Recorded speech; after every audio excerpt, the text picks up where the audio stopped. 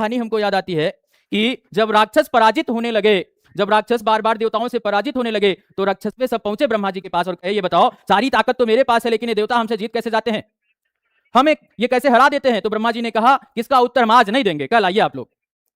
अगले दिन ब्रह्मा जी ने देवताओं को भी बुला लिया और एक तरफ राक्षस लगी सभा, एक तरफ राक्षस बैठे, एक तरफ सारे देवता बैठे।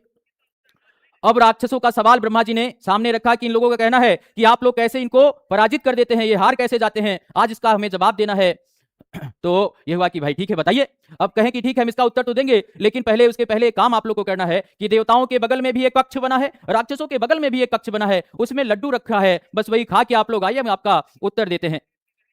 तो एक राक्षस खड़ा हुआ कि इसके लिए इतने लोगों को बुलाने की क्या जरूरत थी, कितना लड्डू रखे हैं, एक ही लोग खा लेते। तो कहे नहीं एक शर्त है। कहें क्या है शर्त? कहें लड्डू खाना तो है लेकिन हाथ नहीं लगाना है।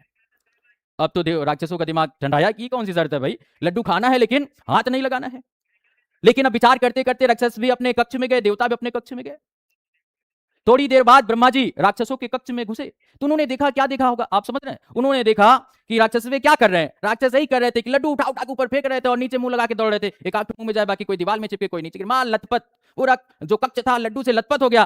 ठीक है, अब उन्हीं राक्षसों को ब्रह्मा जी लेकर के देवताओं के कक्ष में पहुंचे तो जब कक्ष एकदम साफ सुथरा, सब बड़े प्रेम से लड्डू खा रहे थे, तो क्या हो रहा था, लड्डू देवता लोग कैसे खा रहे थे बेटा, एक दूसरे को खिला रहे थे। इसका मतलब है यूनिटी, मल्टी लेवल मार्केटिंग आज दुनिया की नीड है। ठीक है, एमएलएम। ठीक है, तो यहां पर इसी बात की इसी को यहां समझने की जरूरत है। और दूसरा पॉइंट है बेटा दैवी उत्पत्ति का सिद्धांत। दैवी उत्पत्ति का सिद्धांत जो कहता है वो क्या कहता है, एक ईश्वर है जिसने पूरी सृष्टि को बनाया है, दूसरा उसका प्रतिनिधि, उसकी रेप्लिका राजा होता है जो ईश्वर द्वारा बनाई गई सृष्टि की रक्षा करता है, भरण पोषण करता है। उस राजा को कार्य करने की, फैसले लेने की शक्ति ईश्वर से मिलती है, अर्थात वो जो करता है उसकी शक्ति, उसकी सामर्थ्य उसको ईश्वर से प्राप्त होती है, इसलिए उसे चुनौती देने का किसी को अधिकार नहीं। राजा के आदेश की अवमानना करने का मतलब है ईश्वर के आदेश की अवमानना।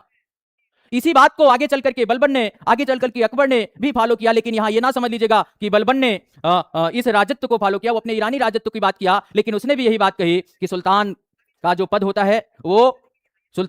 होता है वह ईश्वर की अनुकंपा, नियाबत ए खुदाई, ईश्वर की अनुकंपा। और सुल्तान जो होता है वो जिल्ले इलाही अर्थात अल्लाह का प्रतिरूप होता है, प्रतिनिधि होता है। वो जो कर, उसका स्थान पैगंबर के बाद आता है, वो जो करता है उसकी शक्ति, उसकी प्रेरणा उसको अल्लाह से मिलती है, उसके लिए उसके आदेश की किसी को अवमानना करने का राइट, अधिकार नहीं है। अकबर ने कहा जब हजारों गुण किसी व्यक्ति में एक साथ अवतरित होते हैं तब वो जाकर के राजा बनता है। तो बेटा यह दैवी उत्पत्ति का सिद्धांत यही है कि जिसके तहत इसको हम लोग जब पॉलिटिकल पार्ट पढ़ेंगे और डिटेल में आपसे चर्चा करेंगे। और अगला है बेटा समझौते का सिद्धांत।